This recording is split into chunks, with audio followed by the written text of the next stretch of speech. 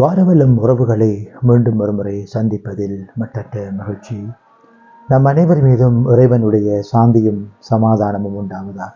நான் உங்கள் TL ஜௌஃபர் கான். இன்றைய நாட்களில் அதிகமாக பேசப்படுகின்ற பல்வேறு விடயங்கள் தொடர்பாக உங்களுடன் நாம் பகிர்ந்து கொள்ளலாம் என்று நினைக்கிறோம்.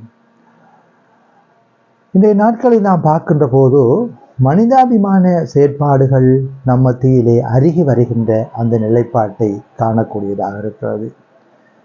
இவற்றை நினைத்து மனம் நொந்து கொள்ளுகின்ற மனிதர்களையும் நாம் பார்க்கின்றோம், முகநூல் வாயிலாகவும் ஏனைய சமூக வலைத்தள ஊடகங்களூடாகவும்.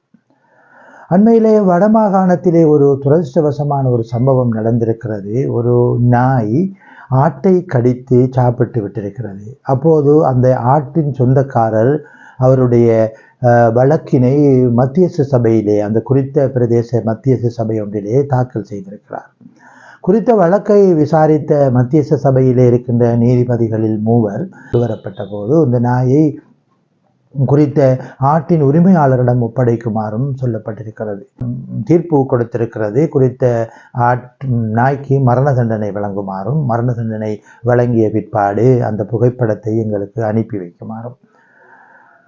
அப்போது அந்த நாய்க்கு மரண தண்டனை வழங்கப்பட்டிருக்கிறது. உண்மையிலேயே இவற்றை நாம் சமூக வலைத்தளம் ஒன்றில் அந்த நாயினுடைய படத்தை பார்க்கின்ற போது மிகவும் வேதனையாக இருந்தது.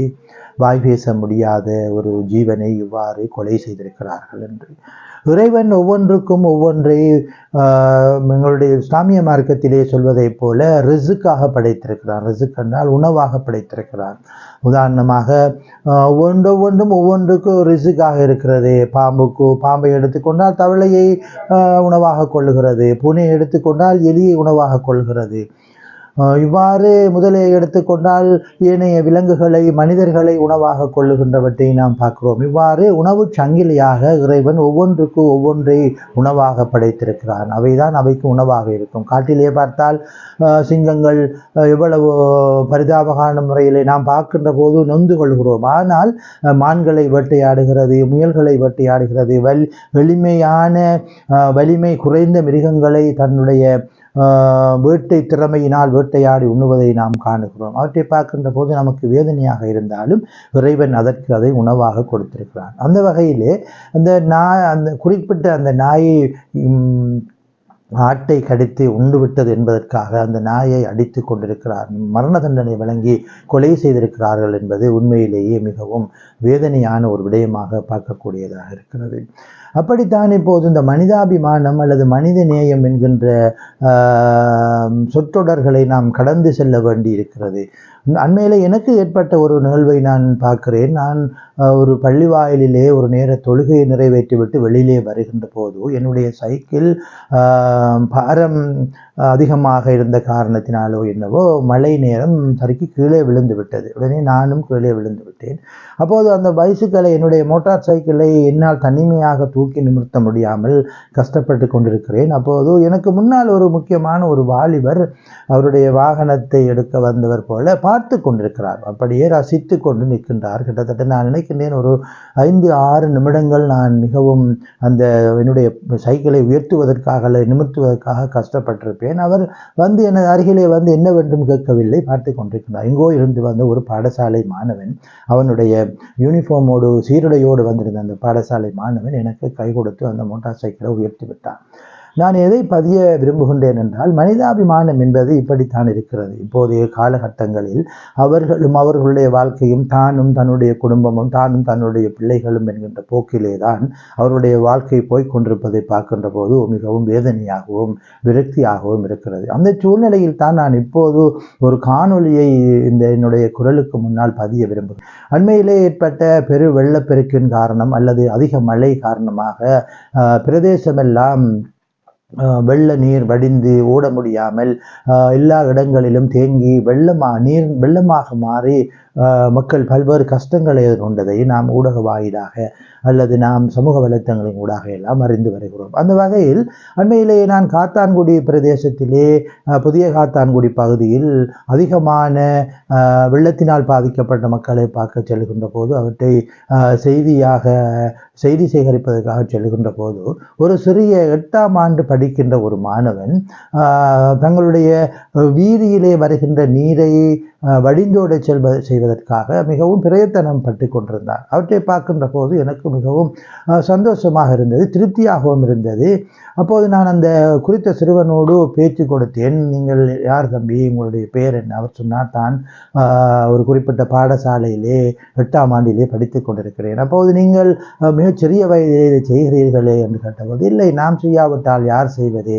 நமது பிரதேச எங்களுடைய இந்த வீதி பல வீடுகள் இருக்கின்றன, பல வீடுகள் வெள்ளத்திலே மூழ்கி இருக்கின்றன, அவற்றை ஓடச் செய்ய வேண்டுமே என்பதற்காகத்தான் நான் இவற்றை செய்து கொண்டிருக்கின்றேன். காலையிலே இருந்து நான் எல்லா இடங்களிலும் ஒரு ஒழுங்கமைப்பு செய்து காணை போல் ஒரு வடிகான் மாதிரி அமைத்து வெட்டி இந்த காணை குறிப்பிட்ட ஒரு குட்டைக்குள், ஒரு ஏரிக்குள் ஓடுவதற்காக செய்திருக்கிறேன் என்று அந்த பையன் என்னோடு சொன்னபோது, மனிதாபிமானம் செத்து கிடக்கின்ற இந்த பெரியவர்களிடத்திலே செத்து கிடக்கின்ற மனிதாபிமானம் இவ்வாறு சிறியவர்களிடம் வந்திருப்பதை பார்க்கின்ற போது மிகவும் மகிழ்ச்சியாக இருந்தது.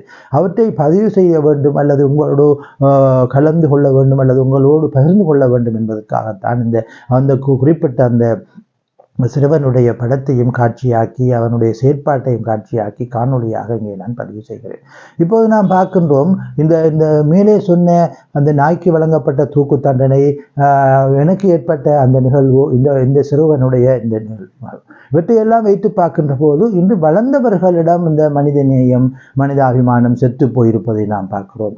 அவர்கள் சுயநலத்தை மாத்திரம் சூடிக்கொண்டவர்களாக, சுயநல போக்கோடு மாத்திரம் வாழ்கின்றவர்களாக, சுயநலத்தை மாத்திரம் மூலாதாரமாக கொண்டு வாழ்கின்றவர்களாக மாறியிருக்கிறார்கள். இந்த சூழ்நிலையிலிருந்து நாம் விடுபட வேண்டும். மற்றவர்களுக்கு உதவி செய்கின்ற, மற்றவர்களை தூக்கி விடுகின்ற, மற்றவர்களுக்கு நல்ல கைகாரியங்கள் ஊடாக பலன்களை செய்கின்றவற்றை நாம் கை கொள்ள வேண்டிய ஒரு சூழ்நிலைக்கு வந்திருக்கிறோம். ஏனென்றால் இப்போது இருக்கின்ற சூழ்நிலையில் நிறைய மனிதர்களுக்கு தேவைகள் இருக்கின்றன. நிறைய மனிதர்கள் பல்வேறு விதமான சிக்கல்களோடும் நோய்களோடும் பிரச்சனைகளோடும் இருக்கிறார்கள்.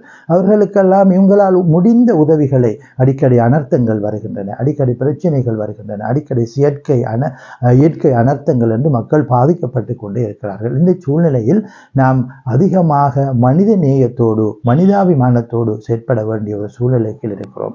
மேலே சொன்ன அந்த 3 விடயங்களிலும் இருந்து நாம் கற்றுக்கொள்கின்ற விடயம் என்னவென்றால், சிறுவர்களிடத்திலே இன்று வளர்கின்ற அந்த பருவத்திலே மனித நேயம் நிறைந்து காணப்படுகிறது. ஆனால் முதியவர்களிடத்திலே, வளர்ந்தவர்களிடத்திலே அந்த மனித நேயம் இல்லாமல் போயிருப்பது மிகவும் வேதனை தருகின்ற விடயமாக மாறியிருக்கிறது. நன்றி நேயர்களே. மீண்டும் ஒரு காணொளியில் உங்களை சந்திக்கும் வரை உங்களிடமிருந்து விடைபெற்றுக் கொள்கின்றோம். நன்றி. அஸ்ஸலாமு அலைக்கும் வரஹ்மத்துல்லாஹி வபரகாத்துஹு. நம் அனைவர் மீதும் இறைவனுடைய சாந்தியும் சமாதானமும் உண்டாவதாக.